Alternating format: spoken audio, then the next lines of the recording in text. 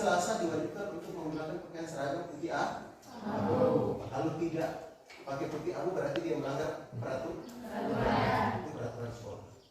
Nah, itu sudah menjadi ketentuan. Jadi aturannya memang kita orang pakai helm supaya kita orang bisa terlindungi. Hanya kepala yang dilindungi atau apa? Muka Bang, supaya jangan kena matahari. Supaya tetap dia putih, dia glowing. Dari fungsi apa? Supaya kita orang celaka tidak apa-apa terlalu dekat. Terhindar dari benturan-benturan yang berbahaya mengakibatkan kepala kita. Kemudian kalau kemarin di 2019, 2020 itu kita mengenal yang namanya COVID-19. Dalam peraturannya di situ kita diwajibkan memakai masker, mencuci tangan, menjaga jarak. 3M itu. 3M. Itu kenapa sampai dikasih seperti itu? Mencegah. Agar mencegah penularan. Mencegah atau terhindar kita dari penyakit atau dari COVID-19. Itu adalah aturan. Agar supaya kita orang terhindar dari itu harus pakai masker. Itu orang harus pakai helm. Tidak benturan. Nah, kalau misalkan kita orang sudah yakini bahwa ternyata menggunakan helm itu dapat menyelamatkan kita atau melindungi kepala kita dari benturan benda-benda yang berbahaya, itu berarti dia masuk keyakinan. Kita orang sudah meyakini.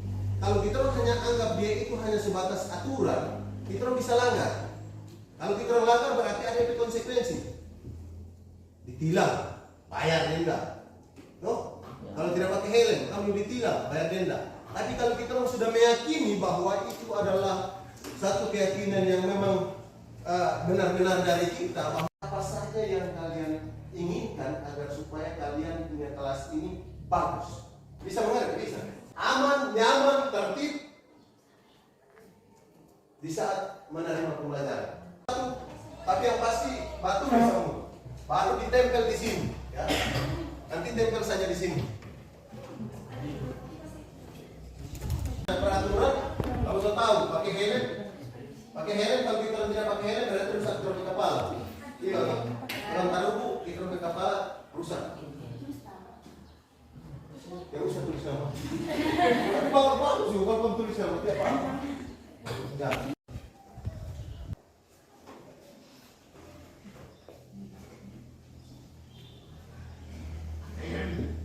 Sudah. Kalau sudah silakan ditempelkan di situ.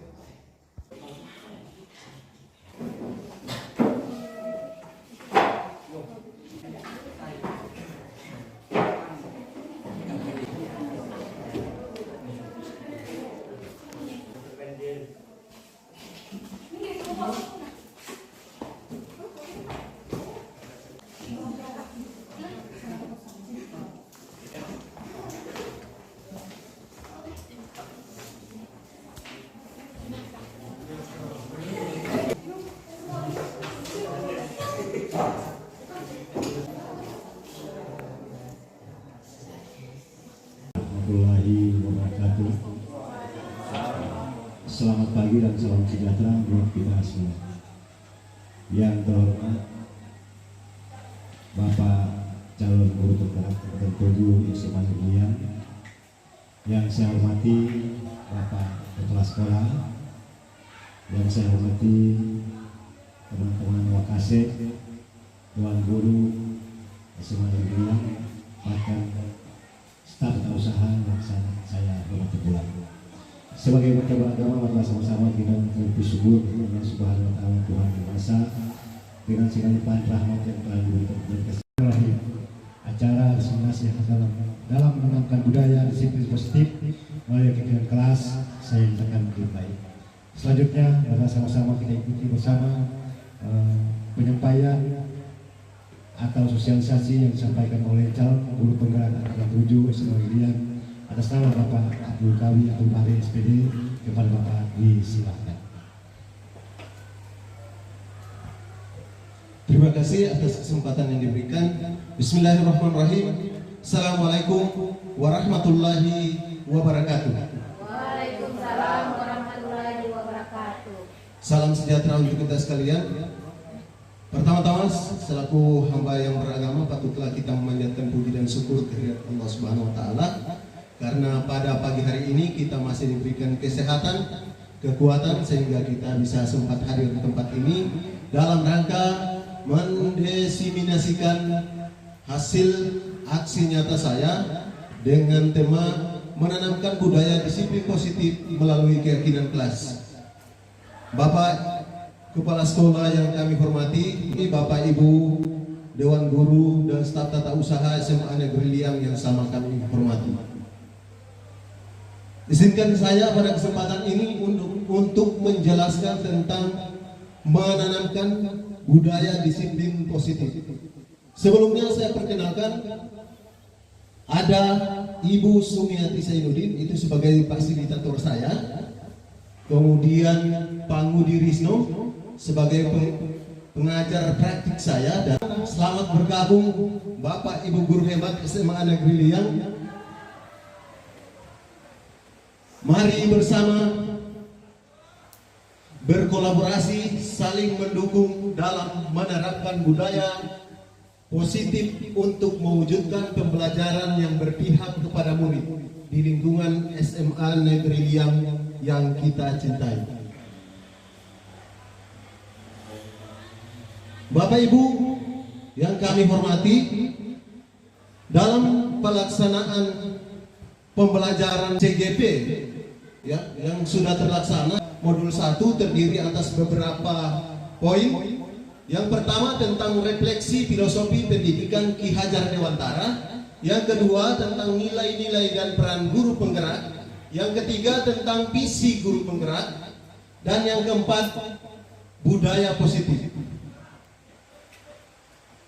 Nah, untuk refleksi filosofi pendidikan guru penggerak itu menurut Ki Hajar Dewantara, dia mengatakan bahwa tujuan dari pendidikan adalah menuntun segala kodrat yang ada pada anak agar supaya kita dapat mencapai keselamatan dan kebahagiaan yang setinggi-tingginya, baik sebagai manusia maupun juga sebagai anggota masyarakat. Jadi tugas kita sebagai guru adalah menuntun peserta didik agar supaya mereka mencapai keselamatan dan kebahagiaan. Itu tugas utama kita sebagai pendidik. Yang kedua tentang nilai dan peran guru penggerak. Ya, nilai dan peran guru penggerak. Yang pertama ada berpihak pada murid. Kemudian reflektif, mandiri, kolaboratif dan inovatif. Selanjutnya untuk peran guru penggerak, yang pertama menjadi pemimpin pembelajaran, menjadi coach bagi guru lain, mendorong kolaborasi, mewujudkan kepemimpinan murid, serta menggerakkan komunitas praktisi. Untuk visi saya dalam modul 1.3 itu saya ambil yang menjadi sebuah visi, yaitu menerapkan budaya berbahasa daerah. Jadi entah itu bahasa Bajo, bahasa Banggai, ya, kita harus terapkan di lingkungan sekolah. Karena memang saya melihat bahwa budaya-budaya yang ada, budaya kita sebagai orang Banggai itu dari segi berbahasa itu sudah mulai hilang, mulai sirna. Sehingga saya kemarin sempat sampaikan bahwa sebenarnya kita kalau jalan-jalan ke tempat lain, ke daerah-daerah lain, daerah tetangga itu biasanya kita malu. Oleh karena itu pada kesempatan ini saya terapkan budaya bahasa itu sebagai visi saya di sekolah. Selain itu, lingkungan belajar yang berbudaya itu dimaksudkan bukan hanya berbahasa saja, akan tetapi menerapkan sifat-sifat kebaikan, termasuk juga di dalamnya gotong royong, kemudian berbuat yang baik-baik, itu termasuk dalam budaya positif. Dan kemudian berkarakter sesuai dengan profil pelajar Pancasila. Jadi anak-anak yang berkarakter tentu saja dia memiliki impian, memiliki hasil nantinya ke depan agar supaya di kemudian hari mereka bisa menerapkan apa yang mereka dapati di sekolah. Jadi apa saja misalkan kemarin guru seni budaya menerapkan bagaimana cara membuat loyang-loyang dari lidi kelapa atau apa. Nah, itu bisa mengembangkan potensi mereka. Termasuk juga kemarin sempat dilakukan untuk pembuatan kursi dari bambu. Nah, itu dapat menopang karakter peserta didik ke depan. Jadi titik 1, 1.2 dan 1.3 itu sudah selesai. Nah, sekarang fokus saya pada 1.4. Kemudian nantinya langkah-langkah yang kita akan lalui nanti itu yang pertama perubahan paradigma belajar, kemudian disiplin positif, kebutuhan dasar manusia, motivasi perilaku manusia, posisi kontrol, restitusi, dan keyakinan kelas serta segitiga restitusi. Nah, untuk menerapkan paradigma pembelajaran, Bapak Ibu, kita bisa bersama-sama menggenggam tangan kita. Akan di dalam genggaman kita ini ada sesuatu yang berharga, yang kemudian kita harus tetap pertahankan. Jangan kita orang kasih ke orang lain. Kita harus pertahankan. Nah, apa yang menjadi keinginan kita di situ, apa yang menjadi kewajiban kita, hak kita. Walaupun orang lain dengan berbagai macam cara dia lakukan, tinggal tergantung dari kita. Jadi kesimpulannya adalah diri kita sendiri. Mau kasih orang atau tidak, itu tergantung kita sendiri. Di sini ada beberapa pertanyaan yang mungkin akan membangkitkan gairah kita atau semangat kita dalam menentukan paradigma belajar baru. Yang pertama, apakah Anda membuka kepalan tangan Anda? Mengapa? Apa alasan Anda membuka kepalan tangan Anda? Jawabannya ada sama Bapak Ibu guru, ada sama kita sendiri, ada juga sama siswa. Jadi tergantung pribadi masing-masing. Kemudian apakah Anda menutup kepalan tangan Anda? Mengapa? Alasannya apa? Menutup kepalan tangan Anda. Membuka dan menutup itu tergantung dari kita. Tapi poin yang terakhir, menanamkan kegiatan ini, dalam kegiatan ini sesungguhnya siapa yang memegang kendali atau kontrol untuk membuka dan menutup kepalan tangan. Jadi dalam kegiatan tadi untuk menggenggam tangan ada sesuatu yang berharga yang di dalamnya, tergantung untuk pertanyaannya yang menjadi pemegang kendali itu adalah pribadi kita, bukan orang lain. Jadi walaupun apapun bentuknya, ketika kita mensugesti, memberikan saran, masukan, kemudian motivasi kepada anak, walaupun dia dengan karakter yang beragam, tergantung dianya. Kalau dia mau rubah, kita orang cukup memotivasi, memberitahu. Kalau dia tidak terbuka pikirannya, tidak terbuka hatinya untuk melakukan perubahan, maka tidak. Karena memang tadi dari Ki Hajar Dewantara sudah sampaikan bahwa tujuan kita dalam mendidik itu hanyalah menuntun, bukan merubah kodrat yang ada pada anak. Jadi tujuan kita adalah menuntun anak. Seperti itu. Kemudian di sini dijelaskan juga oleh Stephen Covey, ya, dalam bukunya dia katakan bahwa bila kita ingin membuat kemajuan, perlahan sedikit demi sedikit ubahlah sikap atau perilaku Anda. Namun bila kita ingin memperbaiki cara-cara utama kita, maka kita perlu mengubah kerangka acuan kita. Ubahlah bagaimana Anda melihat dunia, bagaimana Anda berpikir tentang manusia. Ubahlah paradigma Anda, skema pemahaman dan penjelasan aspek-aspek tertentu tentang realitas. Kemudian yang berikut, pembelajaran dengan paradigma baru. Tadi saya jelaskan sempat terkait dengan pembelajaran paradigma baru sebagai langkah awal. Kemudian ini pengertian dari pembelajaran paradigma baru. Dirancang berdasarkan prinsip pembelajaran yang diferensiasi, sehingga siswa belajar sesuai dengan kebutuhan dan tahap perkembangannya untuk mewujudkan profil pelajar Pancasila. Jadi pembelajaran yang terdiferensiasi, ya. Jadi kita harus memetakan mana siswa yang punya pemahaman di atas, mana yang sedang dan mana yang di bawah, agar supaya pembelajaran lebih mengena. Sehingga tujuan pembelajaran kita bisa kita capai. Sih sama anak-anak untuk menghargai dirinya dengan nilai-nilai kebaikan yang mereka percaya. Ketika murid-murid kita memiliki motivasi tersebut, mereka akan memiliki motivasi intrinsik yang berdampak jangka panjang. Jadi motivasi intrinsik ini motivasi yang berasal dari dalam diri seseorang anak. Nah, di sini kata disiplin juga sering dihubungkan dengan hukuman, padahal sungguh berbeda. Karena belajar tentang disiplin positif tidak harus dengan memberi hukuman, justru itu adalah salah satu alternatif terakhir dan bila perlu tidak digunakan sama sekali. Itu yang namanya disiplin positif. Misalkan ada anak-anak yang terlambat datang ke sekolah, nah kita berikan hukuman, dia harus mengelilingi lapangan voli misalnya. Nah, itu sebuah hukuman, bukan sebuah sanksi, bukan sanksi. Jadi kalau bedanya hukuman dengan sanksi beda jelas. Nah, kalau sanksi, misalkan dia terlambat pelajaran penjas, si anak tadi terlambat pelajaran penjas, kemudian dia diberikan sanksi untuk berputar mengelilingi lapangan bola voli.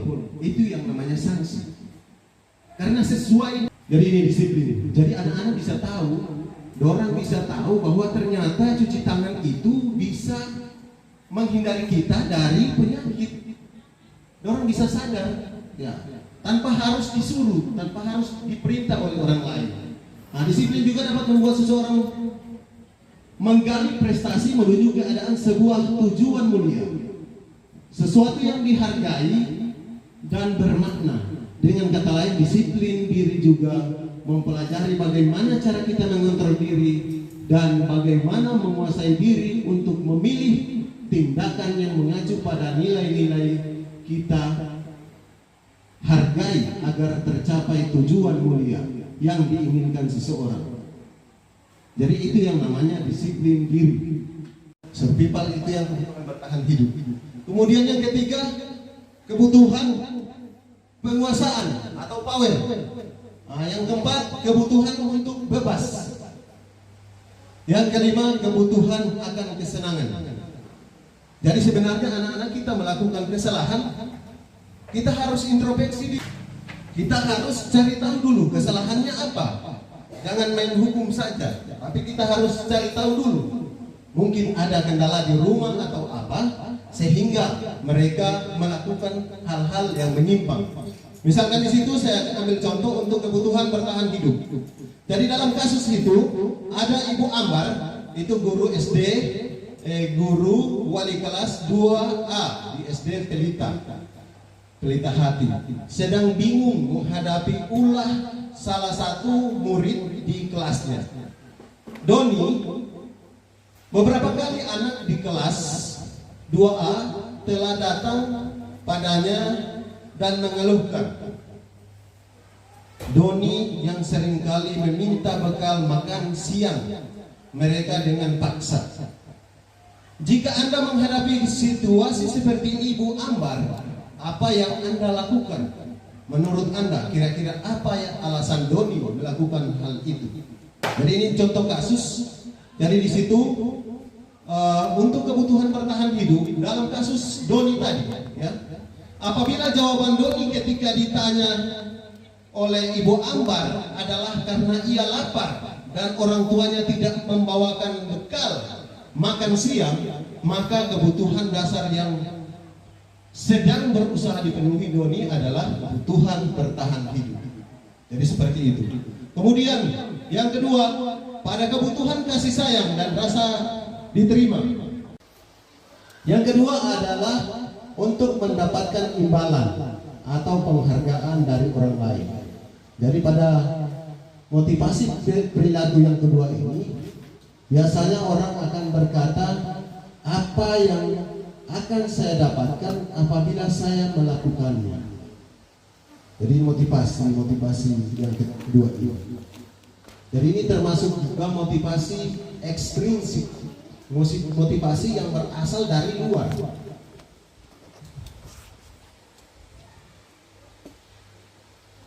Dan yang ketiga adalah untuk menjadi orang yang mereka inginkan dan menghargai diri sendiri dengan nilai-nilai yang mereka percaya.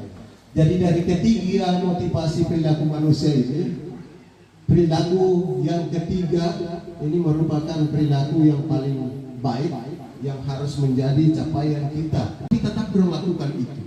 Ini poin ketiga. Kemudian tujuan dari disiplin positif adalah menanamkan motivasi yang ketiga dari murid-murid kita.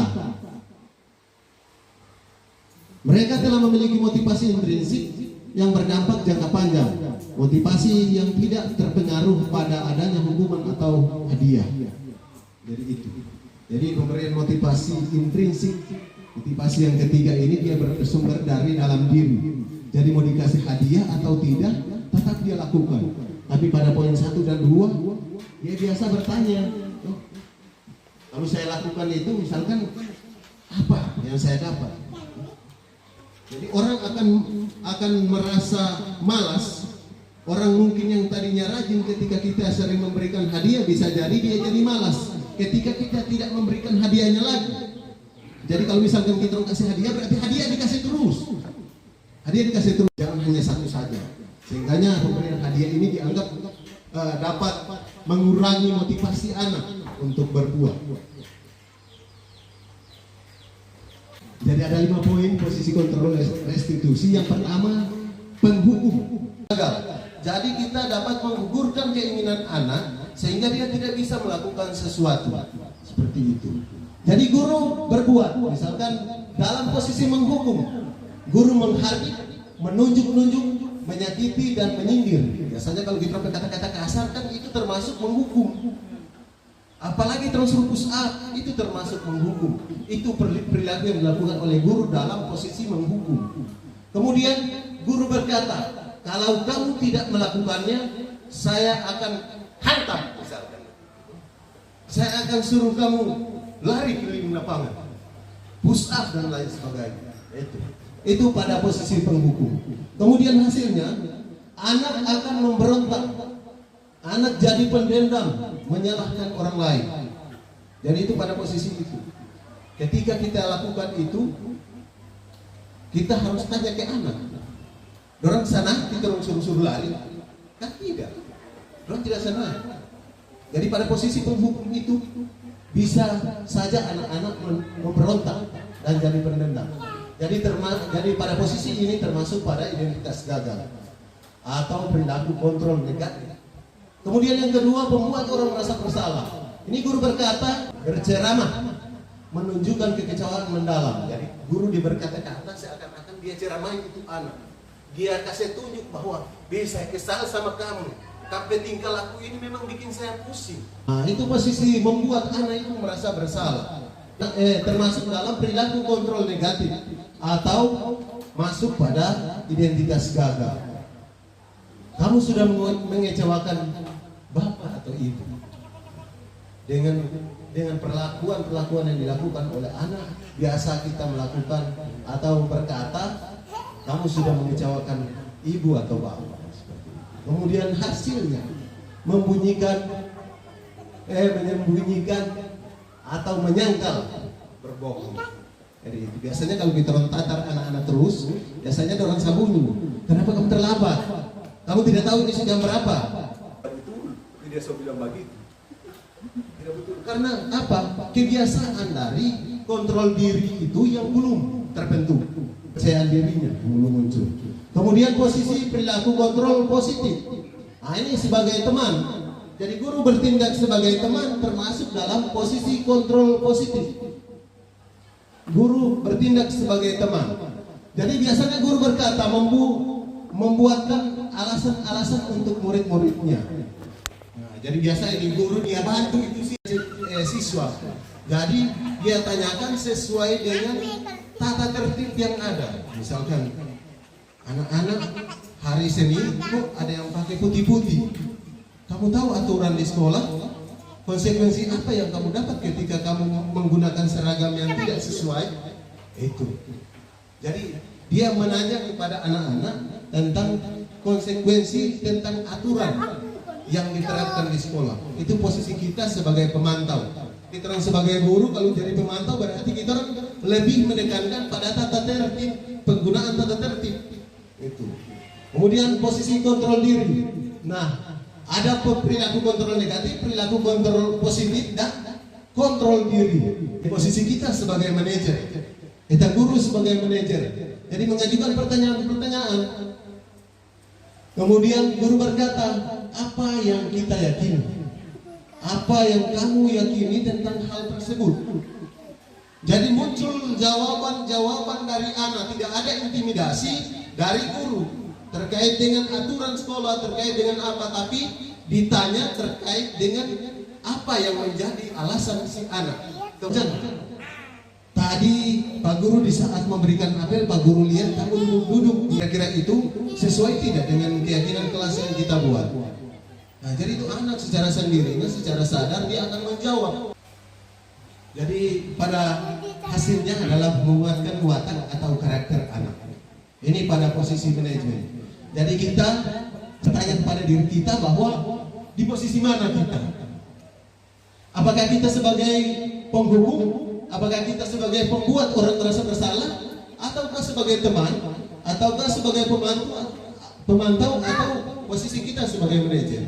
Jadi kalau misalkan kita belajar tentang ini berarti bisa kita lakukan perlahan-lahan kita harus tinggalkan yang tidak bagus. Begitu. Kemudian harus ada dampak yang diperoleh. Hasilnya harus ada. Dan kalau misalkan memang kita harus terima materi seperti ini dalam posisi menghukum, berarti kita hindari untuk posisi menghukum. Cari alternatif lain yang tidak terkesan menghukum anak-anak. Nah, konsep disiplin. Yang kelima ini ada konsep disiplin. Jadi konsep disiplin di sini ada yang namanya dengan konsep disiplin dengan identitas gagal. Itu ada hukuman. Seperti tadi pemberian hukuman itu termasuk dalam konsep identitas gagal. Kemudian penghargaan. Penghargaan juga termasuk dalam konsep identitas gagal. Seperti tadi yang saya sampaikan. Kalau kita memberikan anak-anak hadiah, dia akan berusaha, tapi tidak. Saya kasih contoh anak-anak SD. Biasanya awal dia masuk dia belum tahu membaca. Nah, ketika perlahan-lahan dia tahu membaca. Nah, hadiah yang paling bagus itu adalah, atau penghargaan yang paling baik itu adalah di saat dia dari tidak tahu membaca kemudian dia tahu membaca. Itu adalah penghargaan yang positif, penghargaan yang paling baik. Apabila kita memberikan atau menjanjikan hadiah kepada seseorang, berarti kita akan berasumsi bahwa mereka tidak mampu melakukannya. Jadi sehingga untuk pemberian hadiah itu dikatakan masuk dalam konsep disiplin identitas gagal. Jadi untuk memberikan hadiah kepada seseorang itu kita berasumsi bahwa dia tidak bisa melakukan kalau tanpa ada hadiah. Jadi harus ada hadiah sehingga dia bisa melakukan. Itu mematahkan semangat anak-anak untuk berkreasi dengan pemberian hadiah. Manakala sudah tidak diberikan hadiah, dia sudah tidak berbuat seperti yang tadi dengan pemberian tadi itu. Jadi yang perlu kita ingat jangka panjangnya. Kalau jangka pendeknya misalkan kita berpikir tidak mungkin. Orang dikasih hadiah pasti dia semangat, tuh. Tapi hanya berlaku pada jangka pendek saja, bukan untuk jangka panjang.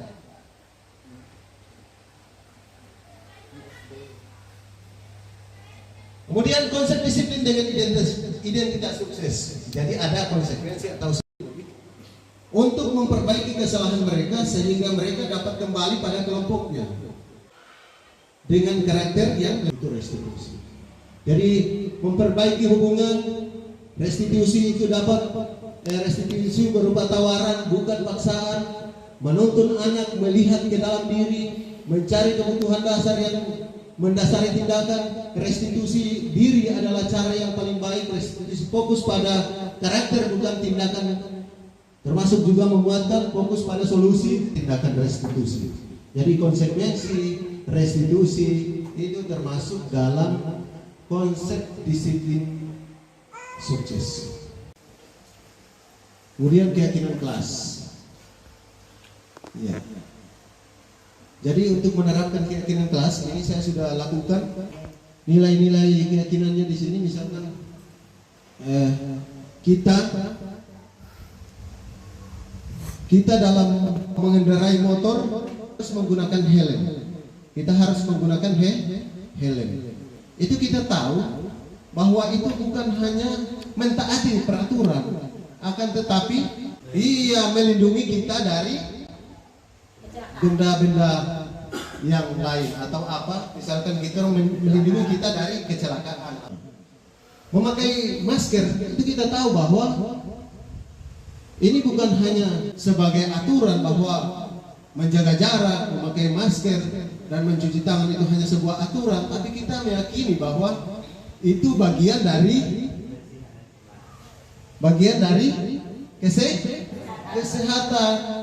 Akan dengan nilai-nilai keselamatan dan kesehatan inilah yang kita sebut sebagai keyakinan. Jadi mereka meyakini bahwa kita pakai helm ternyata melindungi kita dari benturan benda-benda lain ketika kita celaka, misalkan begitu. Dengan memakai masker dapat menghindari kita dari penyakit.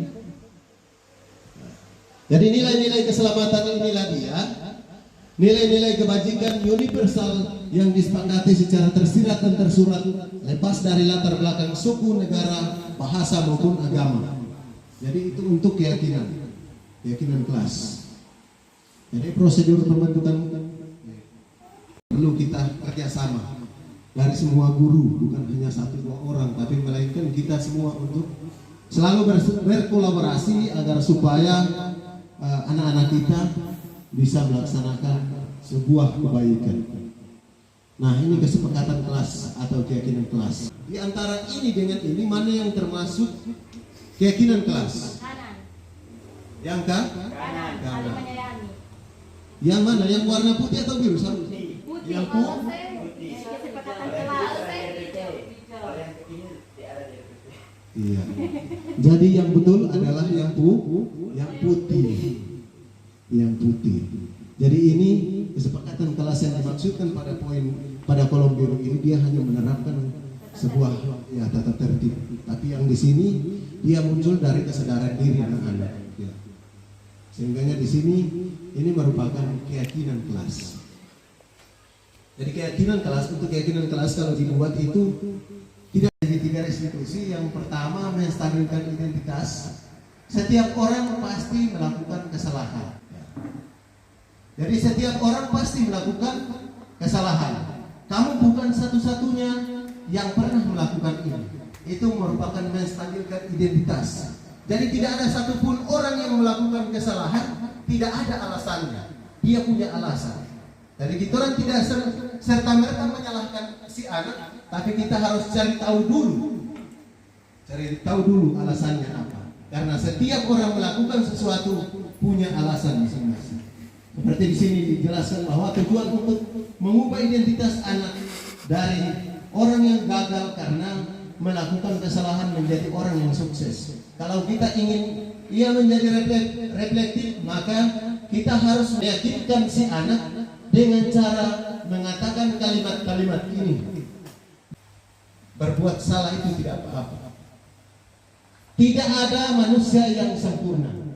Saya juga pernah melakukan kesalahan seperti itu. Kita merupakan segitiga restitusi untuk menanyakan keyakinan. Jadi untuk memperbaiki tingkah laku perilaku anak itu bisa kita gunakan segitiga restitusi. Jadi tidak ada anak yang salah, semuanya apa yang dilakukannya itu punya alasan masing-masing. Tidak ada satu manusia yang salah. Yang dilakukan hanyalah sebuah Mencari depresi, mencari identitas, mencari identitas. Ya, jadi barangkali itu untuk hasil diseminasi saya terkait dengan materi modul 1. Salam guru hebat. Terima kasih atas kerjasamanya. Saya akhiri. Billahi taufiq wal hidayah. Assalamualaikum warahmatullahi wabarakatuh. Mungkin ada diskusi-diskusi nanti kita lanjutkan. Boleh, video tidak apa. Boleh ditempel ya. Oke, terima kasih kepada Bapak Abdul Kawi selaku calon guru penggerak kelas 7 SMA Negeri yang berhasil untuk mendapatkan hasil dalam penanganan budaya disiplin positif melalui keyakinan kelas. Ada beberapa hal barangkali yang perlu kita apresiasi kepada beliau. Ini adalah tahap awal, orang pertama yang kita saksikan pada kesempatan ini. Mudah-mudahan pada periode-periode berikut tidak ada alasan bagi Bapak Ibu sekalian nanti karena akan menjadi P3 mau dengan tidak mau, suka atau tidak suka, tetapi kita diperkenankan kepada yang seperti ini.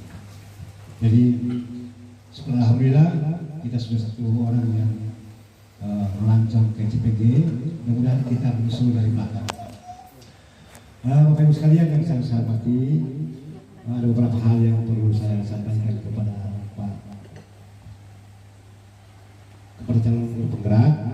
Saya anggap bahwa materi yang disampaikan sudah bagus semua dan kita sama dengan yang seperti ini. Oke? Bapak Ibu sekalian yang saya sudah? Oke. Jadi marilah kita sekali lagi memberikan aplaus untuk yang terakhir kali. Assalamualaikum warahmatullahi wabarakatuh. Di sini saya ingin menyampaikan hasil dari presentasi yang telah dibawakan oleh Pak Kawi tadi tentang program calon guru penggeraknya. Jadi dari hasil presentasi tadi sangat membuka wawasan pikiran kita bahwa mungkin dari yang sebelumnya kita mengajarnya itu misalnya masih sering marah-marah dan memberikan hukuman kepada anak-anak. Dengan itu kita bisa belajar bahwa anak-anak itu tidak ketika melakukan kesalahan tidak harus diberikan langsung hukuman, tetapi mereka diajarkan bagaimana disadarkan dengan cara-cara kita melalui restitusi tadi yang disampaikan, sehingga mereka bisa sadar sendiri begitu, memahami bahwa kesalahan itu yang mereka buat itu adalah salah, bukan dengan cara diberikan hukuman. Ya, mungkin hanya itu. Semoga dari hasil pemaparan tadi kita semua guru-guru di sini bisa berbuat lebih baik lagi dan untuk memperbaiki karakter anak-anak didik kita. Ya, dari saya terima kasih. Wassalamualaikum warahmatullahi wabarakatuh. Bismillahirrahmanirrahim. Assalamualaikum warahmatullahi wabarakatuh. Saya akan memberikan tanggapan atau respon terkait materi yang telah disampaikan oleh calon guru penggerak kita, yaitu Bapak Abdul Kawi B. Abdul Bari, tentang materi kedisiplinan budaya positif pada keyakinan kelas. Jadi di sini yang saya bisa tangkap dari materi yang tadi, saya memberikan masukan. Yang pertama, sangat baik pemaparannya. Kemudian yang bisa saya simpulkan yaitu yang pertama, masalah kita sebagai guru ternyata tidak bisa memberikan hukuman, tetapi hanya bisa memberikan sanksi. Jadi kalau yang kemarin kita sebagai guru mendidik anak, apabila mereka memiliki kesalahan kita langsung memberikan hukuman, dan ternyata itu tidak bisa. Jadi kalau untuk yang di kelas itu kita harus membuat keyakinan kelas. Kenapa? Karena seharusnya kalau keyakinan kelas itu tumbuh dari kesadaran dan kemauan dari siswa itu sendiri, sehingga mereka bisa melakukannya tanpa ada paksaan dari siapapun. Begitu diseminasi dari materi tadi itu yang saya dapatkan. Jadi sangat baik, bisa membantu kami. Ternyata cara-cara kami yang mungkin masih keliru sebagai guru bisa membantu kami dalam melakukan pengajaran dan mendidik kepada siswa dengan materi tadi yang seharusnya lebih ke menghambat kepada siswa. Kenapa? Karena kalau di sekolah yang kita lakukan kemarin-kemarin itu ternyata guru masih seperti otoriter seperti itu. Jadi semau gue. Saya sangat senang materi yang tadi dijelaskan karena sangat bermanfaat, karena saya juga sebagai guru belum tahu dan ternyata itu membantu sekali dan sangat bagus. Semoga dengan materi tadi bisa membuat saya pribadi dan juga teman-teman guru bisa melaksanakan dengan baik, karena memang itu yang dicita-citakan kan oleh kurikulum kita, apalagi sekarang kita menghadapi dengan kurikulum Merdeka Belajar. Karena yang lebih ditekankan itu adalah tentang karakter siswa. Jadi kita harus menumbuhkan karakter siswa yang lebih baik lagi. Jadi tidak secara semena-mena dalam mendidik dan mengajar siswa. Terima kasih. Itu saja, lebih dan kurangnya saya mohon maaf. Assalamualaikum warahmatullahi wabarakatuh. Assalamualaikum warahmatullahi wabarakatuh. Selamat siang dan terima kasih atas kesempatan yang diberikan kepada kami. Kami menyimak berdasarkan materi yang telah disampaikan oleh salah satu rekan kami sebagai guru penggerak yang ada di SMA Negeri Liang. Materi tentang keyakinan kelas berdasarkan pemaparan yang dibawakan oleh rekan kami tadi. Kami menyimak bahwa materi tentang keyakinan kelas itu sangatlah penting diterapkan oleh siswa dan siswi yang ada di SMA Negeri Liang. Apalagi ketika materi ini berjalan dengan baik ataupun diterapkan oleh siswa, tentunya memiliki nilai positif, apalagi siswa ini selalu patuh dan taat terhadap aturan-aturan yang mereka buat sendiri. Di dalam hal ini, ketika aturan itu ataupun keyakinan kelas itu telah diterapkan, tentunya siswa dan siswi ini jelasnya sudah memiliki wawasan yang lebih baik tentang hal-hal yang sepatutnya mereka lakukan agar supaya dapat mereka terapkan, baik itu di lingkungan sekolah, lingkungan keluarga ataupun masyarakat. Sekian dan terima kasih. Wassalamualaikum warahmatullahi wabarakatuh.